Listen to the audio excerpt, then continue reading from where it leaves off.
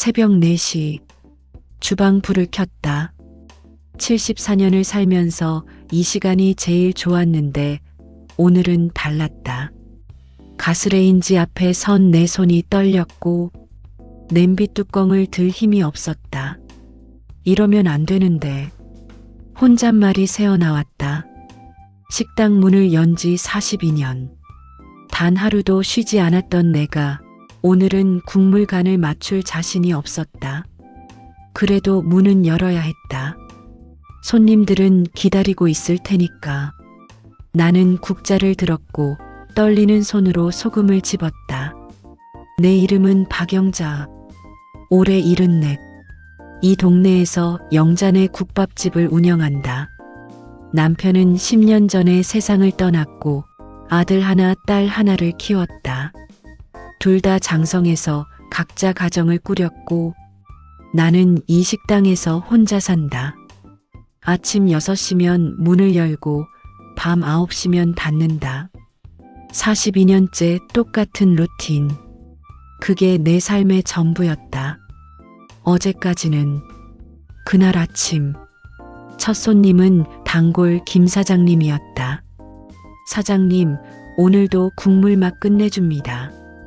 그분은 엄지를 치켜 세웠고 나는 웃으며 고개를 숙였다. 맛있게 드세요. 그런데 이상했다. 김 사장님이 돌아서는 순간 내 다리에 힘이 빠졌고 주방 벽을 짚어야 했다. 숨이 차올랐다. 왜 이러지? 나는 앞치마로 이마에 땀을 닦았다. 식은 땀이었다. 그날 오전 전기세 고지서가 왔다. 빨간 글씨로 최종 경고라고 적혀 있었고 나는 그걸 서랍 깊숙이 밀어 넣었다. 석 달째 밀린 금액 137만 원. 다음 달엔 꼭 내야지. 그렇게 중얼거렸지만 냉장고 안에는 재료가 절반밖에 없었고 통장 잔고는 8만 원이었다. 점심시간이 지나고 딸 수진이에게서 전화가 왔다. 엄마, 잘 지내시죠? 바빠서 못 갔어요. 그래, 엄마는 괜찮아. 너나 잘 챙겨 먹어. 곧 갈게요. 사랑해요. 전화를 끊고 나니 가슴이 먹먹했다. 수진이는 두 아이를 키우며 직장을 다닌다. 아들 민수는 회사에서 승진 준비 중이고 둘 다 바쁘다는 걸 나는 안다. 그래서 말하지 못했다. 엄마, 요즘 힘들어. 그 한마디가 목구멍에 걸렸지만 끝내 삼켰다. 저녁 준비를 하다가 칼을 쥔 손이 떨려서 물을 제대로 썰지 못했다. 그날따라 호흡이 가빠졌고 가슴 한쪽이 조여왔다. 그냥 피곤한 거겠지. 나는 스스로를 다독였다. 하지만 거울에 비친 내 얼굴은 창백했고 입술은 파랗게 질려 있었다. 그날 밤 9시 마지막 손님을 배웅하고 문을 잠갔다. 정리를 하려는데 누군가 유리문을 두드렸다. 사장님, 저예요.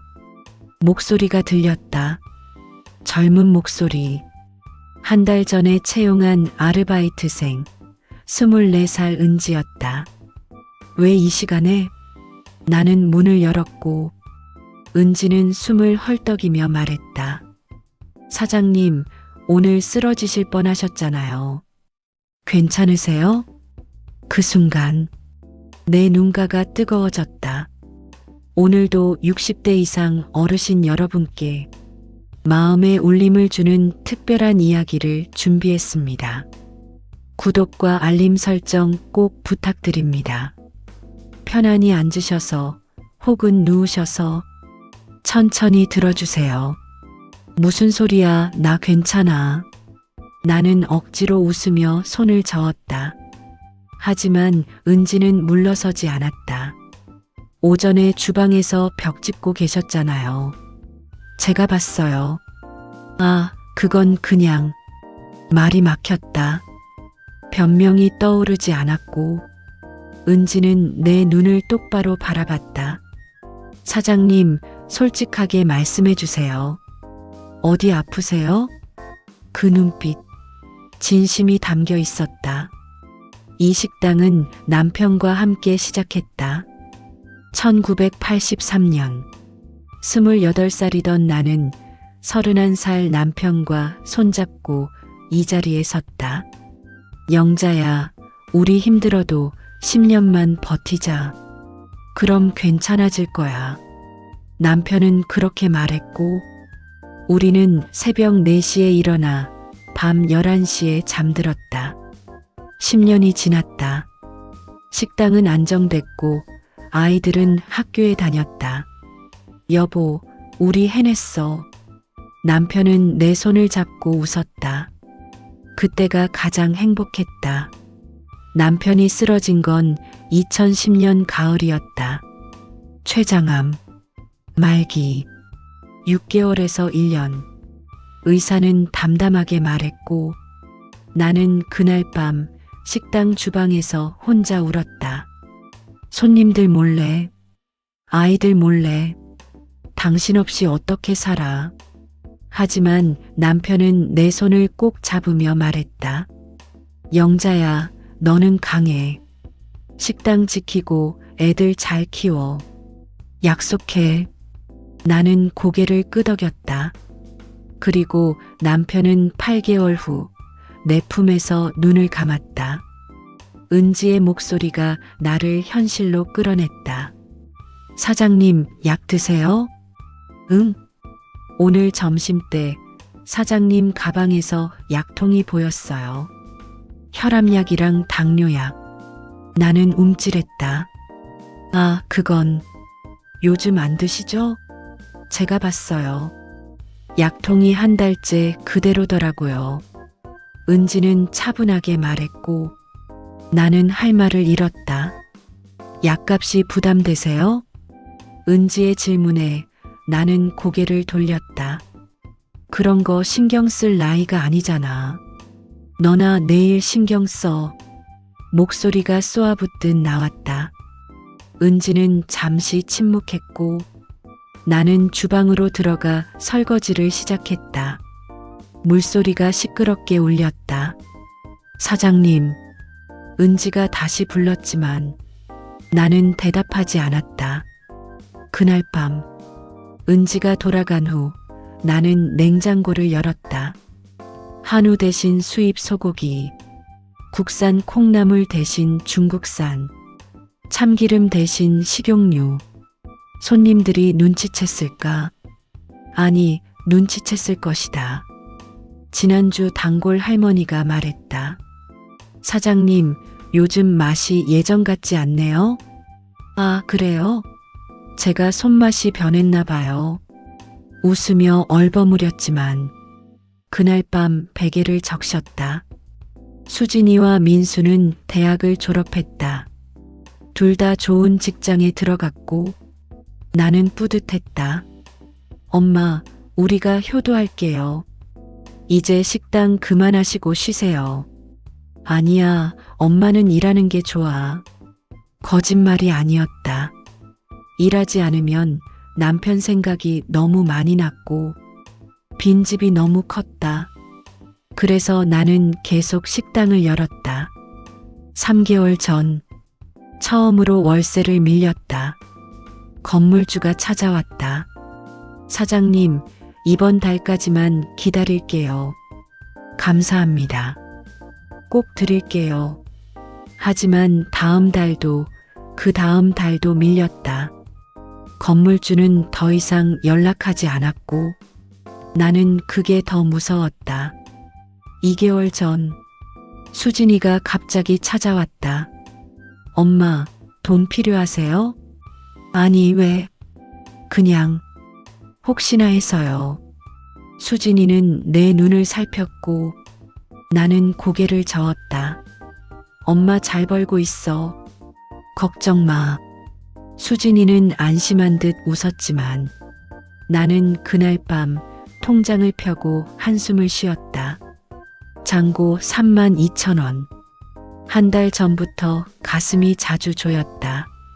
숨이 차고 어지러웠다. 병원에 가야 한다는 걸 알았지만 병원비가 없었다. 조금만 참자. 곧 나아질 거야. 그렇게 스스로를 속였다. 그날 밤 은지가 남기고 간 쪽지를 발견했다. 테이블 위에 놓여 있었고 펼쳐보니 이렇게 적혀 있었다. 사장님, 저 내일부터 월급 안 받을게요. 그냥 밥만 먹어도 돼요. 사장님이 좋아서 일하는 거예요. 쪽지를 읽는 순간 눈물이 주르륵 흘렀다. 이 애는 왜 이러는 거야? 하지만 마음 한쪽이 따뜻해졌다. 그리고 다음 날 아침 식당 문을 열었을 때 은지가 평소보다 일찍 와 있었다. 사장님, 오늘 제가 국 끓일게요. 쉬세요. 뭐? 내가 무슨? 배웠어요. 어젯밤 유튜브 보고. 은지는 앞치마를 두르고 주방으로 들어갔고 나는 말없이 그 모습을 바라봤다. 은지가 국을 끓이는 모습을 보며 나는 홀 의자에 앉아 있었다. 처음이었다. 42년 만에 주방을 남에게 맡긴 게 가슴이 답답했지만 몸은 솔직했다. 다리에 힘이 없었고 숨은 계속 가빴다. 사장님, 간 맞춰볼게요. 은지가 국자를 들고 나왔다. 나는 국물을 떠서 맛봤다. 놀라웠다. 내 맛이었다. 정확히 내가 만든 그 맛. 은지야, 어떡해. 사장님 하시는 거 매일 봤어요. 소금 몇 스푼, 국간장 몇 방울. 다 외웠어요. 은지는 웃었고 나는 눈물을 참았다. 오전 11시 건물주가 찾아왔다. 사장님, 오늘 얘기 좀 해야겠어요. 네, 알겠습니다. 나는 은지에게 눈짓했고 은지는 주방으로 들어갔다. 건물주는 의자에 앉으며 말했다. 월세 석 달 밀리셨죠? 450만 원. 죄송합니다. 이번 달 안에 꼭. 사장님, 저도 이해는 해요. 근데 저도 사정이 있어요. 건물주는 한숨을 쉬었고 나는 고개를 숙였다. 다음 달까지 안 주시면 계약 해지할 수밖에 없어요. 그 말에 가슴이 철렁했다. 한 달만 더 기다려주세요. 제발. 알겠습니다. 딱 한 달. 건물주는 일어났고 나는 그의 뒷모습을 바라봤다. 문이 닫히자 다리에 힘이 풀려 그대로 주저앉았다. 어릴 적 우리 집은 가난했다. 아버지는 일용직 노동자였고 어머니는 남의 집 식모살이를 했다. 초등학교 때 반 친구들이 소풍을 갔지만 나는 돈이 없어서 가지 못했다. 선생님이 물었다. 영자야, 왜 안 왔어? 배가 아팠어요. 거짓말이었다. 그날 나는 집에서 혼자 울었다. 그때 어머니가 말했다. 영자야, 우리 가난하지만 자존심은 지키자. 남한테 손 벌리지 말고. 그 말이 평생 내 가슴에 박혔다. 수진이에게, 민수에게 손을 벌리면 된다. 그걸 모르는 게 아니다. 하지만 엄마 도와줘. 그 한마디가 나오지 않았다. 아이들이 나를 어떻게 볼까? 엄마도 이제 늙었네. 우리가 챙겨야겠어. 그 시선이 두려웠다. 그날 오후 은지가 조심스럽게 물었다. 사장님, 혹시 자녀분들한테 말씀 안 하세요? 무슨 소리야? 사장님 힘드신 거요. 애들은 바빠. 신경 쓸 필요 없어. 그래도 은지야, 내가 할 말이 아니야. 목소리가 날카로워졌다. 은지는 입을 다물었고 나는 주방으로 들어가 문을 닫았다. 저녁 준비를 마치고 약국에 갔다. 약사가 물었다. 사장님, 이번 달 약 안 가져가셨네요? 아, 깜빡했어요. 혈압약은 꼭 드셔야 해요. 안 그러면. 알아요.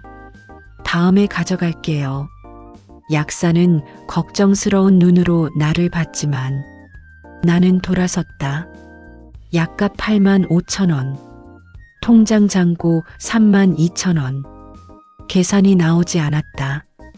약국 앞 벤치에 앉았다. 해가 지고 있었고 거리에는 퇴근하는 사람들이 오갔다. 나도 저렇게 평범하게 살고 싶었는데 혼잣말이 새어나왔다. 주머니에서 휴대폰을 꺼냈다. 수진이 번호를 눌렀다가 지웠다. 아니야. 내가 해결해야지. 식당으로 돌아왔을 때 은지가 홀 청소를 하고 있었다. 은지야, 너 왜 여기서 일해? 갑자기 궁금해졌다. 은지는 걸레질을 멈추고 말했다. 제 할머니 생각이 나서요. 할머니? 네. 할머니도 작은 식당 하셨어요. 저 어릴 때. 은지의 목소리가 작아졌다. 할머니는 혼자 사셨는데 아무한테도 힘들다고 안 하셨어요. 그러다가 말끝을 흐렸다. 그러다가 갑자기 쓰러지셔서 병원에 가셨는데 이미 늦었어요. 은지의 눈가가 붉어졌다. 은지야, 사장님이 할머니랑 너무 비슷해요.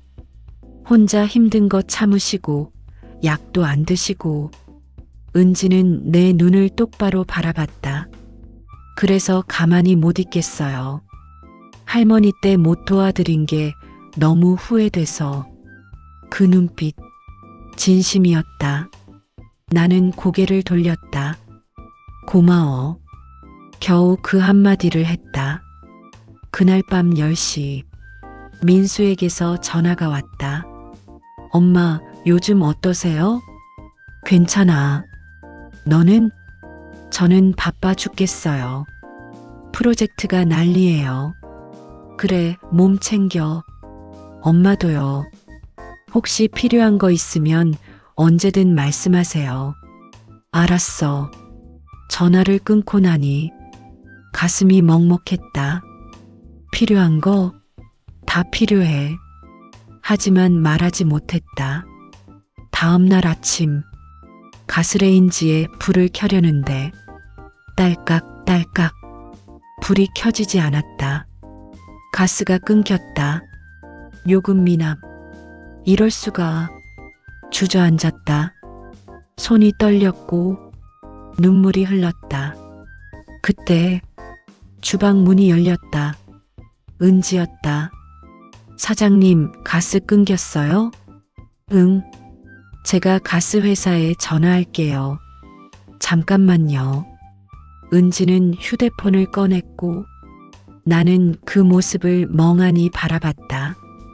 은지야, 미안해. 왜요? 내가 너무 무능해서.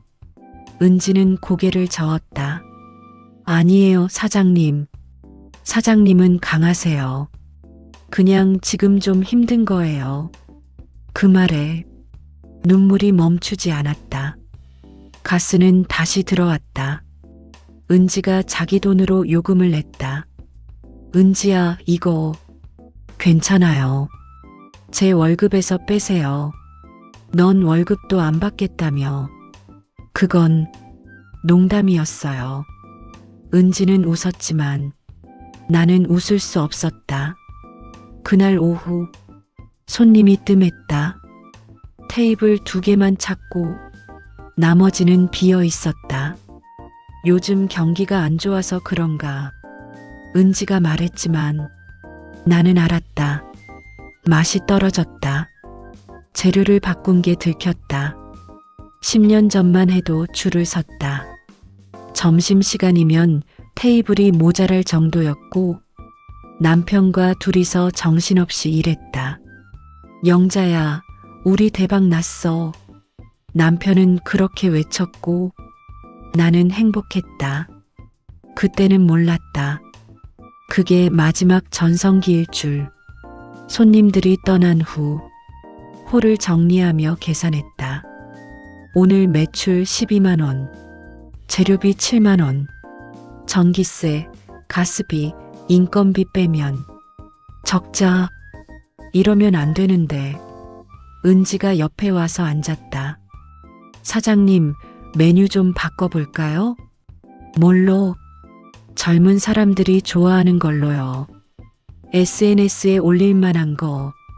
나는 그런 거 모르는데. 제가 도와드릴게요. 은지는 노트를 펼쳤고 나는 그 얼굴을 바라봤다.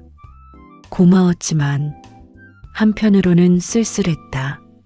내가 이제 쓸모 없어지는구나. 저녁 6시. 수진이가 갑자기 찾아왔다. 엄마. 수진아. 왜? 그냥 보고 싶어서요.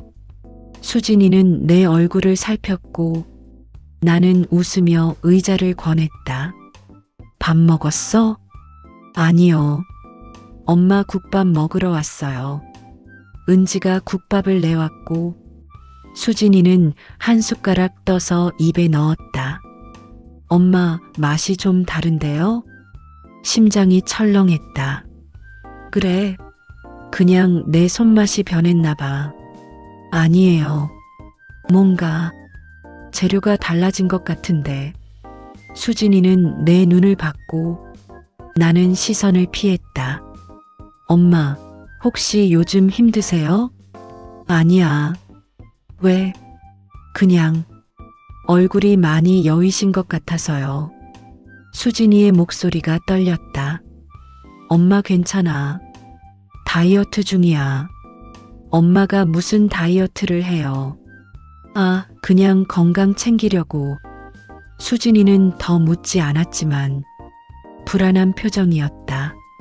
수진이가 돌아간 후 은지가 물었다. 왜 말 안 하세요? 뭘? 딸분한테요. 힘든 거. 그럴 수 없어. 왜요?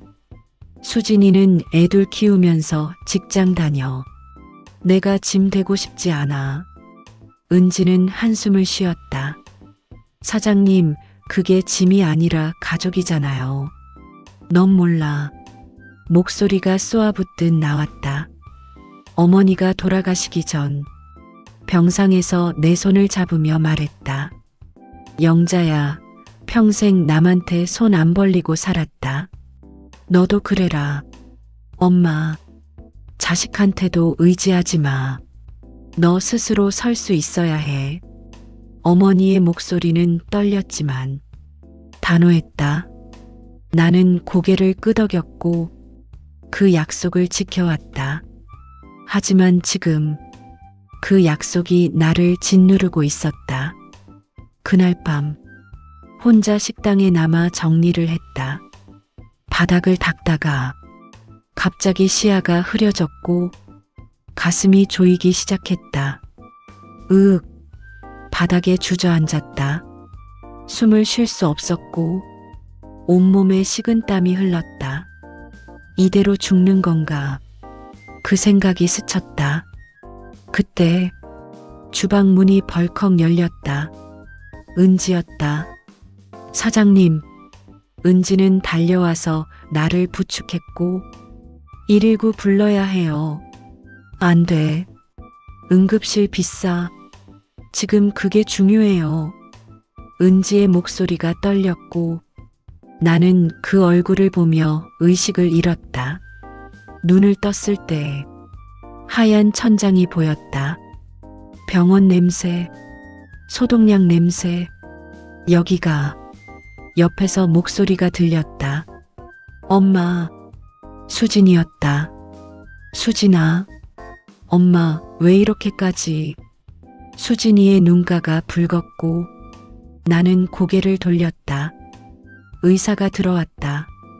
협심증입니다. 심장에 무리가 왔어요. 약을 안 드신 지 꽤 됐죠? 혈압도 당뇨도 조절이 안 되고 있어요.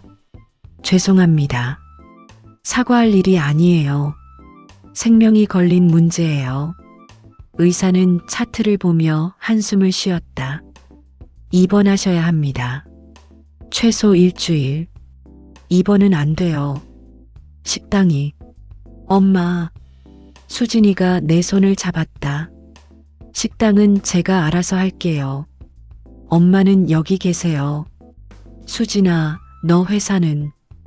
회사는 휴가 냈어요. 엄마가 더 중요해요. 수진이의 눈에서 눈물이 떨어졌다. 그날 밤 병실에 혼자 남았다. 창밖을 바라봤다.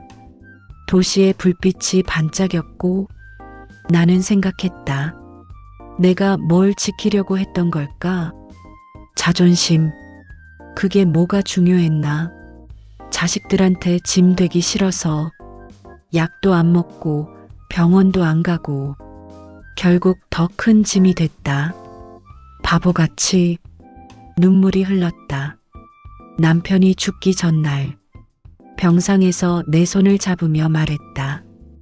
영자야, 혼자 힘들면 애들한테 기대. 그게 부끄러운 일 아니야. 당신 무슨 소리예요? 난 괜찮아요. 아니야. 너는 너무 강한 척해. 그게 걱정이야. 남편의 목소리는 약했지만 또렷했다. 약속해. 힘들면 도움 청한다고. 나는 고개를 끄덕였지만 지키지 못했다. 다음 날 아침 수진이가 죽을 끓여왔다. 엄마 드세요. 한 숟가락 떠서 입에 넣었다. 맛이 없었다. 아니, 맛을 느낄 수 없었다. 맛있다. 거짓말을 했고 수진이는 웃었다. 하지만 나는 알았다. 내 일상이 무너졌다는 걸. 새벽 4시에 일어나 국 끓이던 일상. 손님들 맞이하던 일상. 그게 다 사라졌다. 오후에 민수가 찾아왔다. 엄마, 괜찮으세요? 응, 괜찮아. 왜 말 안 하셨어요? 힘드시면 저희한테 말씀하셔야죠. 미안해. 미안하다고 하지 마세요. 속상하잖아요. 민수의 목소리가 떨렸고 나는 그 얼굴을 볼 수 없었다. 엄마, 식당 잠시 닫을까요? 민수가 조심스럽게 물었다. 뭐? 엄마 건강이 먼저잖아요. 식당은 나중에 다시. 안 돼. 목소리가 커졌다. 식당은 내 전부야. 그거 없으면 난. 말을 잇지 못했다. 민수는 한숨을 쉬었고 나는 이불을 끌어당겼다. 사흘째 되는 날 은지가 과일을 들고 왔다. 사장님, 괜찮으세요? 응, 고마워. 식당은 제가 열고 닫고 있어요. 걱정 마세요. 혼자? 네. 단골 손님들이 많이 도와주세요. 은지는 웃었고 나는 놀라웠다. 손님들이? 네. 다들 사장님 걱정하세요. 사장님 빨리 나으셔야 한다고. 그 말에 가슴이 뭉클해졌다. 나는 손님들 얼굴을 떠올렸다. 김 사장님, 이 할머니, 박 총각. 그들은 내가 힘들 때 모르는 척 했을까? 아니, 알고 있었을 것이다. 하지만 내가 말하지 않으니 그들도 묻지 못했을 것이다. 은지야. 네. 고마워. 정말. 무슨 말씀을요? 내가 아니었으면 난. 말을 잇지 못했고 은지는 내 손을 잡았다. 사장님, 제가 할머니한테 못해드린 거예요. 그래서 사장님한테라도 하고 싶었어요. 은지의 목소리가 떨렸다. 할머니는 끝까지 혼자 버티시다가 돌아가셨어요. 저한테 한 번도 힘들다고 안 하셨어요. 그래서 후회가 너무 많아요. 제가 더 신경 썼어야 했는데 은지의 눈에서 눈물이 떨어졌고 나도 눈물을 흘렸다. 그날 밤 병실 창밖을 보며 결심했다. 이제는 달라져야겠어. 자존심 내려놓고 도움 청하고 살아야겠다. 다음 날 아침 의사가 퇴원 허가를 내줬다. 약 꼭 드시고 무리하지 마세요. 네, 감사합니다. 병실을 나서는데 수진이와 민수가 기다리고 있었고 은지도 함께였다. 엄마, 집에 가요. 응. 우리는 함께 병원을 나섰다. 그리고 그날 저녁 식당 앞에 도착했을 때 문 앞에 사람들이 모여 있었다. 단골 손님들이었다. 사장님, 괜찮으세요?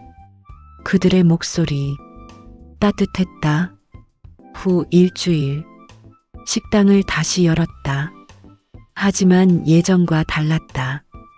은지가 주방을 도왔고 수진이가 주말마다 와서 홀을 봤다. 민수는 재료 구매를 맡았다. 엄마, 이 업체에서 납품받으면 20% 싸요. 그래, 고마워. 처음에는 어색했다. 자식들 앞에서 도움받는 게. 하지만 점점 익숙해졌다. 어느 날, 김 사장님이 물었다. 사장님, 요즘 맛이 다시 살아났네요. 뭐 비법이라도? 비법이요? 그냥 도움을 받고 있어요. 도움? 네. 가족들이랑 은지가요. 김 사장님은 고개를 끄덕이며 웃었다. 그게 비법이네요. 혼자 하는 것보다 함께 하는 게 낫죠. 그 말에 가슴이 따뜻해졌다. 어느 주말 수진이가 설거지를 하다가 말했다. 엄마, 사실은요. 응? 저 알고 있었어요. 뭘? 엄마 힘드신 거요. 심장이 철렁했다. 언제부터? 3달 전부터요. 엄마 통장 정리하다가 봤어요. 그런데 말 못했어요. 엄마가 자존심 상하실까봐. 수진이의 목소리가 떨렸다. 제가 먼저 물어봤어야 했는데 용기가 안 났어요.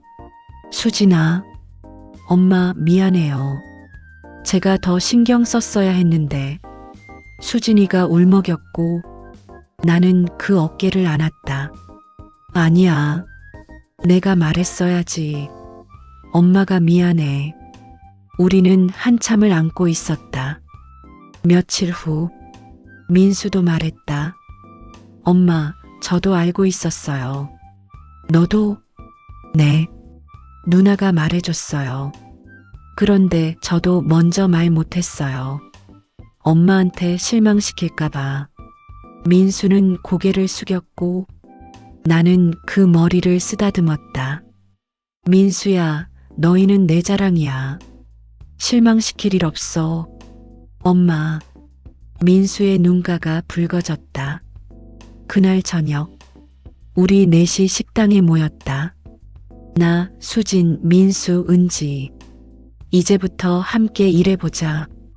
내가 먼저 말을 꺼냈다. 엄마 혼자 하는 게 아니라 우리 함께. 수진이가 웃으며 말했다. 좋아요, 엄마. 주말에는 제가 올게요. 민수도 고개를 끄덕였다. 저는 온라인 홍보 도와드릴게요. SNS 같은 거. 은지도 손을 들었다. 저는 매일 도와드릴게요.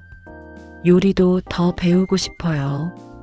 은지가 노트를 펼쳤다. 사장님, 제 생각인데요. 응? 메뉴 하나 추가하면 어때요? 젊은 사람들 타겟으로. 예를 들면 비빔국수요. 국밥은 어르신들이 좋아하시지만 젊은 사람들은 면을 더 좋아하거든요. 민수가 맞장구 쳤다. 좋은데요? 저도 면 좋아하는데. 나는 생각해봤다. 그럼 한번 해볼까? 다음 주부터 비빔국수를 메뉴에 추가했다. 은지가 레시피를 개발했고 나는 그걸 조금 수정했다. 이 정도면 되겠다. 손님들 반응은 좋았다. 특히 젊은 손님들이 늘었다. 여기 국밥집 아니었어요? 맞아요. 근데 비빔국수도 진짜 맛있어요. 입소문이 퍼졌고 매출이 조금씩 올랐다. 한 달 후 건물주가 찾아왔다. 사장님, 밀린 월세 여기 있습니다. 나는 봉투를 건넸고 건물주는 놀란 표정으로 받았다. 어떻게? 덕분에 장사가 좀 나아졌어요. 건물주는 고개를 끄덕이며 웃었다. 다행이네요. 앞으로도 잘 부탁드립니다. 그날 저녁 문을 닫고 정리를 하는데 은지가 물었다. 사장님 행복하세요? 응. 요즘 표정이 밝아지신 것 같아서요. 나는 잠시 생각했다. 그런 것 같아. 오랜만에. 은지는 웃었고 나도 웃었다. 그리고 다음 날 뜻밖의 전화가 왔다. 여보세요? 사장님, 저 지역 방송국인데요. 네. 저희가 따뜻한 이웃 코너 하는데 사장님 식당 이야기 들었어요. 촬영 가능할까요? 심장이 뛰었다. 방송이요? 네. 세대 간 협력하는 식당 이야기. 정말 감동적이더라고요. 나는 은지를 봤고 은지는 고개를 끄덕였다. 좋습니다. 촬영 날 식당 앞에 카메라가 설치됐다. PD가 말했다. 사장님, 편하게 평소대로 하시면 돼요. 네, 알겠습니다. 긴장됐지만 수진, 민수, 은지가 옆에 있어서 든든했다. 인터뷰가 시작됐다. 사장님, 42년 동안 식당 운영하셨는데 가장 힘들었던 순간은 언제였나요? 나는 잠시 망설였다가 말했다. 최근이었어요. 혼자 버티려고 했던 그때. 어떻게 극복하셨나요? 도움을 청했어요. 자식들한테, 은지한테. 카메라가 은지를 비췄고 은지는 수줍게 웃었다. PD가 은지에게 물었다. 은지 씨는 왜 이 식당에서 일하게 됐나요? 은지는 잠시 침묵했다가 조용히 말했다. 제 할머니 때문이에요. 할머니요? 네. 할머니도 작은 식당을 하셨는데 혼자 힘드신 걸 숨기시다가 돌아가셨어요. 은지의 목소리가 떨렸다. 저는 그때 고등학생이었고 아무것도 몰랐어요. 할머니가 얼마나 힘드셨는지. 카메라가 은지의 얼굴을 클로즈업했고 은지의 눈에서 눈물이 흘렀다. 그래서 사장님 보자마자 알았어요. 할머니랑 똑같다는 걸. 이번엔 도와드리고 싶었어요. 할머니 때 못했던 거. 은지는 나를 봤고 나도 눈물을 참을 수 없었다. 카메라가 우리를 번갈아 비췄다. PD가 수진에게 물었다. 딸로서 어떠셨나요? 수진이는 고개를 숙였다. 부끄러웠어요. 엄마가 힘드신 걸 알면서도 먼저 물어보지 못한 제가. 엄마는 평생 강하신 분이었어요. 그래서 저는 엄마가 절대 약해지지 않을 거라고 생각했어요. 수진이의 목소리가 떨렸다. 하지만 엄마도 사람이고 나이 드시고 힘드실 수 있다는 걸 너무 늦게 깨달았어요. 민수도 말했다. 저도 마찬가지예요. 엄마한테 효도해야지 생각만 했지 실천은 안 했어요. 이제는 달라졌어요. 주말마다 와서 돕고 엄마랑 대화도 더 많이 하고 민수는 나를 보며 웃었고 나는 그 웃음에 눈물을 흘렸다. 핵심 메시지 마이너스 자존심과 연대. PD가 마지막 질문을 했다. 사장님, 같은 상황에 있는 어르신들께 하고 싶은 말씀이 있나요? 나는 카메라를 똑바로 봤다. 도움을 청하세요. 자존심 때문에 참지 마시고 가족한테, 이웃한테, 누구한테든 말하세요. 목소리가 떨렸지만 또렷하게 말했다. 혼자 버티는 게 강한 게 아니에요. 함께하는 게 진짜 강한 거예요. 촬영이 끝나고 PD가 악수를 청했다. 정말 감동적인 이야기였어요. 감사합니다. 아니에요, 저야말로. 스태프들이 짐을 싸는 동안 우리 넷은 식탁에 앉아 차를 마셨다. 엄마, 방송 나가면 손님 더 많이 오겠네요. 민수가 말했고 나는 고개를 끄덕였다. 그럼 너희 더 바빠지겠네. 좋죠. 엄마랑 함께 하는 건데요. 수진이가 웃었고 은지도 함께 웃었다. 그날 밤 혼자 식당에 남아 창밖을 봤다. 거리는 조용했고 별이 보였다. 여보, 나 이제 괜찮아.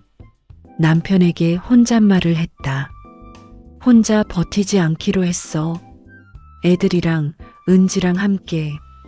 바람이 불어왔고 그 바람이 따뜻하게 느껴졌다. 다음 주 방송이 나갔다. 그리고 그날부터 식당은 사람들로 붐볐다. 여기 방송 나온 집이죠? 네, 맞아요. 손님들은 국밥을 먹으며 물었다. 사장님, 이제 괜찮으세요? 네, 덕분에 괜찮아요. 그들의 눈빛 따뜻했다. 방송 이후 한 달, 식당은 완전히 달라졌다. 매출은 2배로 늘었고 밀린 전기세, 가스비, 월세를 모두 갚았다. 통장 잔고도 처음으로 7자리가 됐다. 하지만 가장 큰 변화는 따로 있었다. 새벽 4시 다시 주방에 섰다. 하지만 이번엔 혼자가 아니었다. 은지가 옆에서 물을 썰고 있었고 사장님, 이 정도면 될까요? 응, 잘했어. 우리는 함께 국을 끓였다. 그 시간이 행복했다. 어느 저녁 마지막 손님을 배웅하고 홀 한가운데 섰다. 42년 전 남편과 처음 이 자리에 섰을 때가 떠올랐다. 우리 힘들어도 10년만 버티자. 남편의 목소리. 그때는 10년이 영원처럼 느껴졌지만 지금은 42년이 순식간 같다. 여보, 혼잣말을 했다. 나 이제 혼자 아니야. 애들이 옆에 있고 은지도 있어. 당신 걱정하지 마. 목소리가 떨렸다. 보고 싶어. 눈물이 흘렀지만 슬프지 않았다. 수진이가 말했다. 엄마, 진작 말씀하시지 그러셨어요. 나는 대답했다. 자존심 때문이었어. 자존심이요? 응. 엄마는 평생 강한 척 했거든. 약한 모습 보이기 싫었어. 수진이는 내 손을 잡았다. 엄마, 약한 게 부끄러운 게 아니에요. 사람이니까 약할 수 있는 거예요. 그 말에 가슴이 따뜻해졌다. 그날 밤 침대에 누워 천장을 봤다. 몸은 피곤했지만 마음은 편안했다. 이제는 괜찮아. 눈을 감았다. 다음 날 아침 새벽 4시 알람이 울렸지만 일어나지 않았다. 주방에서 소리가 들렸다. 은지가 국을 끓이고 있었다. 나는 미소를 지으며 다시 잠들었다. 조금 더 쉬어도 괜찮았다. 누군가 함께 있으니까. 식당은 이제 영잔의 국밥집에서 영잔의 가족식당으로 이름을 바꿨다. 간판도 새로 달았다. 수진이와 민수, 은지의 이름도 작게 새겨졌다. 어느 날, 한 할머니가 찾아왔다. 사장님, 방송 보고 왔어요. 네, 어서 오세요. 저도 혼자 사는데 사장님 보고 용기가 났어요. 할머니는 눈물을 글썽이며 말했다. 저도 딸한테 말해볼게요. 힘들다고. 나는 할머니의 손을 잡았다. 잘하셨어요. 혼자 버티지 마세요. 그날 저녁, 문을 닫고 우리 넷이 함께 식사를 했다. 나, 수진, 민수, 은지. 엄마, 국밥 정말 맛있어요. 그치? 은지가 끓였어. 엄마가 가르쳐 주셨잖아요. 우리는 웃으며 밥을 먹었다. 창밖을 봤다. 해가 지고 있었다. 하루가 끝나가고 있었다. 하지만 무섭지 않았다. 내일도 해는 뜰 것이고 우리는 함께 아침을 맞을 것이다. 혼자가 아니니까. 그 생각이 나를 따뜻하게 했다. 오늘도 긴 이야기를 끝까지 들어주셔서 진심으로 감사드립니다. 구독과 좋아요는 더 좋은 이야기를 전하는 큰 힘이 됩니다. 아직 구독하지 않으셨다면 지금 구독 버튼을 눌러주세요.